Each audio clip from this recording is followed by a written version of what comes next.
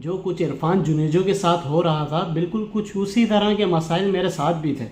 2-3 घंटे से ज़्यादा सो नहीं पाता था, दिमागी हालत ख़राब हो रही थी। मैंने अपने से वादा भी किया कि मैं यूट्यूब और व्लॉगिंग छोड़ूंगा नहीं, बस सोशल मीडिया से कुछ टाइम के लिए दूरी इख्तियार कर लूँगा। जाने मुझे ऐसा क्यों लगता था जैसे हर कोई मुझे हकारत भरी निगाहों से देख रहा है, मेरे ऊपर हंस रहा है। फिर मैंने सोचा क्यों ना अपने ऊपर थोड़ी तवज्जो दी जाए, क्योंकि भैया वेट 102 क्रॉस कर चुका था। दिमागी और माली हालात बिल्कुल ख़राब से ख़राब तर होते जा रहे थे, और अब इन सब चीज़ों को गुजरे हुए 8 महीने हो चुके हैं, और मैंने सोचा नहीं था कि मैं इतनी जल्दी कमबैक करूँगा। बस आज की कहानी कुछ इसी बारे में। साल है 2018, तारीख है 11 मार्च। ये वो दिन था जिस दिन मैंने अपनी व्लॉगिंग स्टार्ट की।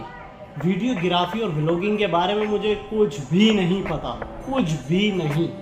बस इरफान जुनेजो को देखा और अपनी कहानियाँ सुनाने का बचपन से शौक़ था मुझे, तो स्टार्ट किया। कोई कैमरा कोई माइक मौजूद था नहीं, ओनली ओप्पो F9, और बेटा तुझे वही इस्तेमाल करना है। वीडियो भी उसी पे ही बनानी थी और एडिटिंग भी उसी पे ही करनी थी, और अपने आप को बोला कि शाहरुख तुझे डेली एक व्लॉग बनाना है, और ये भी मालूम है कि शाहरुख ये तेरे से ना हो पाएगा, तो रहने दे। और हुआ भी कुछ ऐसा ही, और एक दिन मैं हिम्मत हार गई और हर वक्त दिमाग में मनफी सोचे घर करने लगी। बस कुछ खाते वक्त मेरा दिमाग सुकून में रहता था, मतलब बिल्कुल खामोश। फिर हुआ भी कुछ ऐसा ही, हमने खाना ठूसना शुरू कर दिया फुल हलक तक।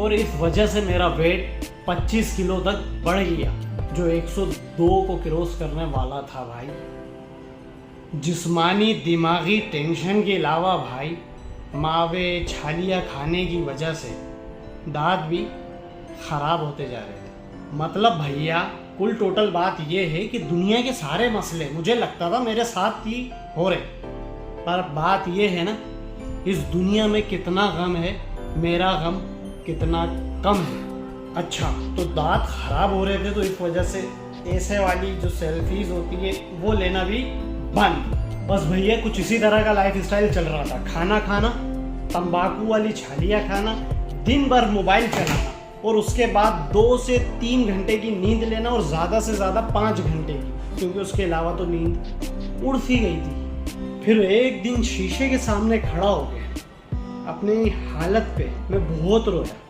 और मैंने बोला अभी भी कुछ नहीं बिगड़ा है भाई, उठ और कर अपने लिए कुछ भी कर, पर उठ।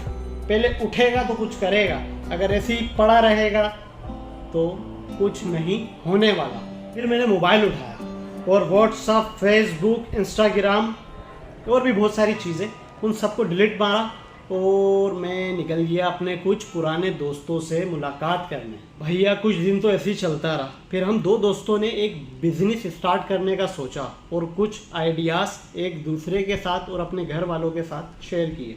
फिर अपने वही पुराने दोस्त के साथ मिलकर ज़िंदगी की और नए बिजनेस की शुरुआत की। फिर आगे का सीन कुछ ऐसा है, मुझे अपने काम के हवाले से जाना था पंजाब, क्योंकि जो हमारा काम है वो बिलोंग करता है पंजाब से। तो हमने फैसलाबाद और सियालकोट की टिकट कटाई।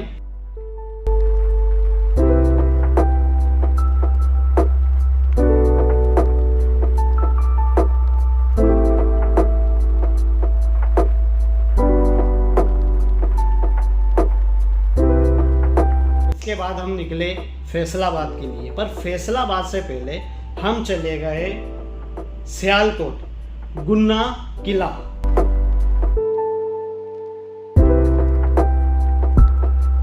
और भाई ऐसी मस्त जगह थी जहां पे मैंने नान पकोड़ा तो भाई एकदम समझो लव हो गया ना। मतलब जैसे कराची में बिरयानी तो सियालकोट में नान पकोड़ा।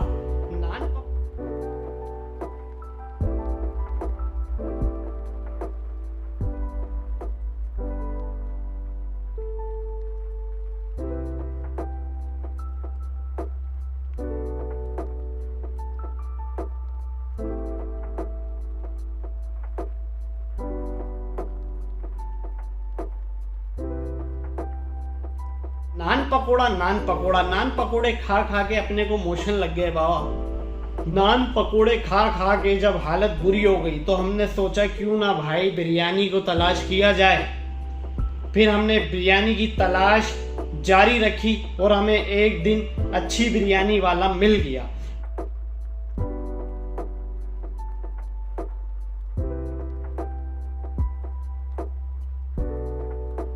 काम की तरफ आता हूं मैं। फिर भाई हम निकले फैसला। पाइन ट्रेन आ गई है और सर्दी बहुत ज़्यादा है भाई।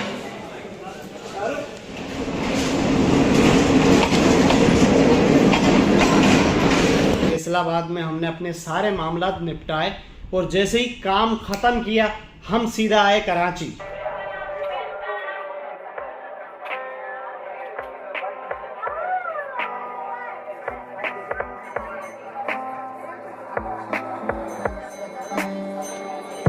और भाई कराची पहुंचने के बाद अपनी लाइफ स्टाइल एकदम चेंज। हमने जिम स्टार्ट किया और अपना वेट और अपनी डाइट पे बहुत ज़्यादा फोकस रखा। डाइट अच्छी हुई, एक्सरसाइज अच्छी हुई तो अपना वेट बिल्कुल ख़त्म। चेक करो, आप चेक करो।